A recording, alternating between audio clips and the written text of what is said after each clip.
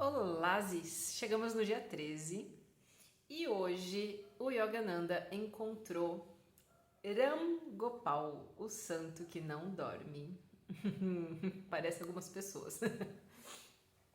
Depois de mais ou menos uns 6 meses lá no eremitério do Yukteswar, o Yogananda virou para ele e falou assim: Mestre, peço suas bênçãos para que eu vá até o Himalaia, porque lá no silêncio das montanhas, né, eu vou encontrar finalmente a comunhão divina.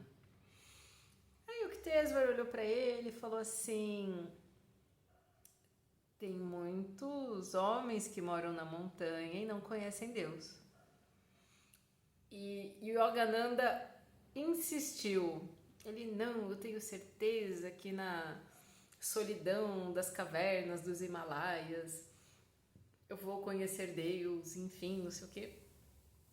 O mestre ainda reforçou com ele que o que daria, né, essa visão de Deus não seriam as montanhas inertes, mas sim alguém que já tenha experienciado, né, essa boa aventurança.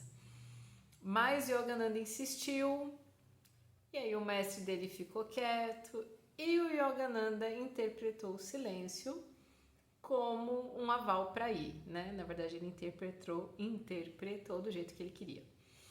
No dia seguinte, ele estava lá fazendo as malas dele para partir para os Himalaias e ele decidiu procurar o seu professor de sânscrito da faculdade, pedindo a indicação do Ram Gopal, o santo que não dorme, porque ele sabia que esse homem santo ele tinha sido discípulo do Lahiri Mahasaya.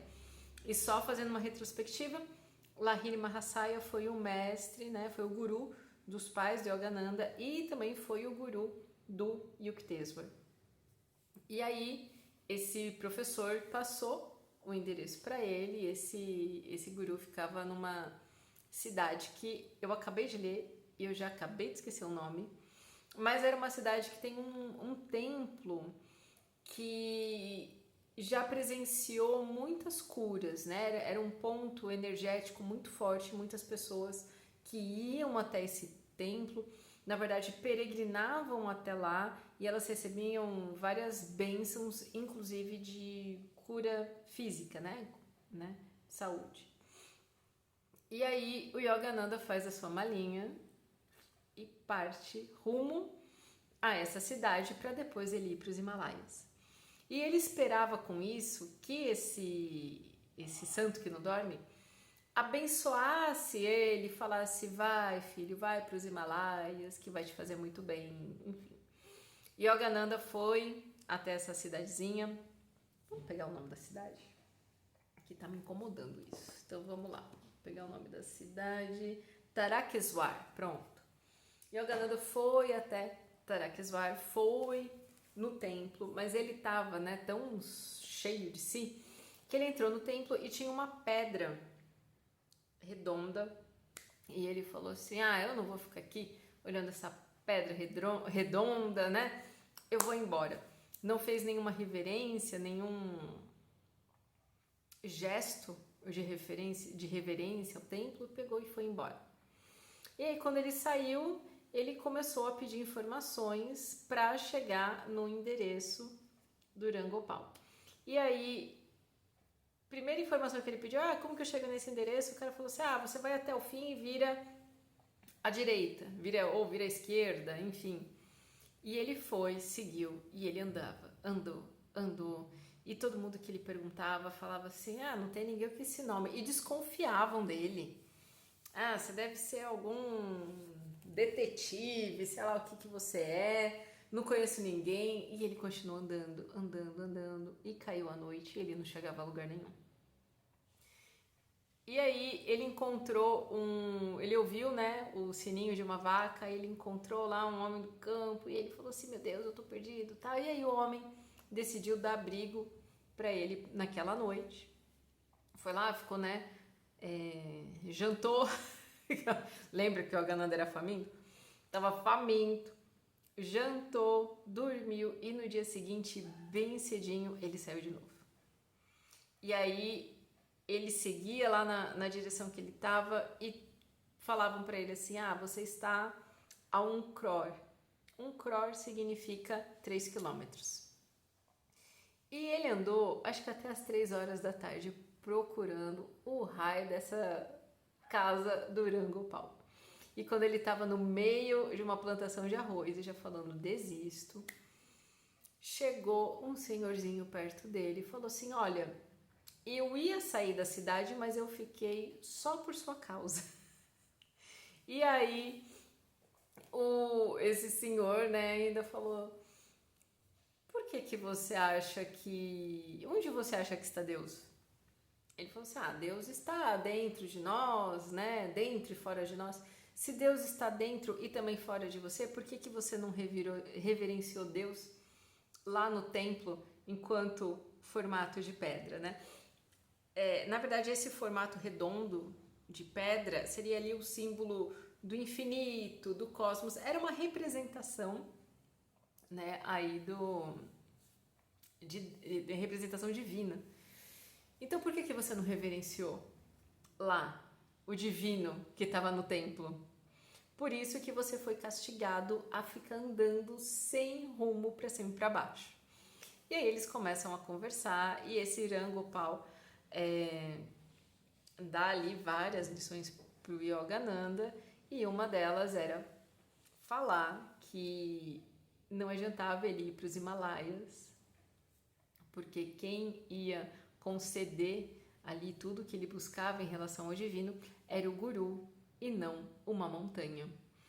Ele até falou, você tem um quartinho onde você possa se trancar e meditar? E a galera falou assim, sim, tenho. Ele, pois bem, lá será a sua caverna. E esse homem ainda conta as experiências que ele teve, né, enquanto discípulo do Lahiri Mahasaya, e ele conta a jornada dele.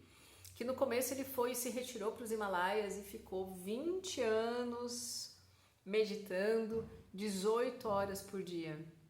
Mas ainda assim não era o suficiente. E depois ele aumentou e ficou mais 25 anos, 24 horas por dia em comunhão divina. E mesmo assim ainda não era o suficiente. E aí o Yogananda falou assim, meu Deus do céu, você está 45 anos meditando e ainda não é o bastante, que dirá nós aqui, pobres mortais.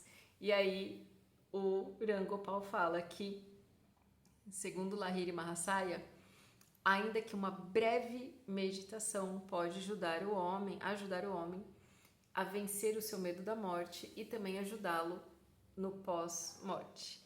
E esse santo que não dormia, enfim, né, autoexplicativo, ele não dormia, porque ele atingiu um estado iógico onde meio que os órgãos dele ficavam suspensos, né? Por exemplo, quando a gente dorme, aqui a carcaça está descansando, mas o coração está trabalhando, o pulmão está trabalhando, né? Todos os nossos órgãos continuam em plena atividade. Esse santo, né, por assim dizer, ele conseguiu chegar num estágio onde os órgãos dele pararam, né? É como se a energia divina alimentasse o corpo dele.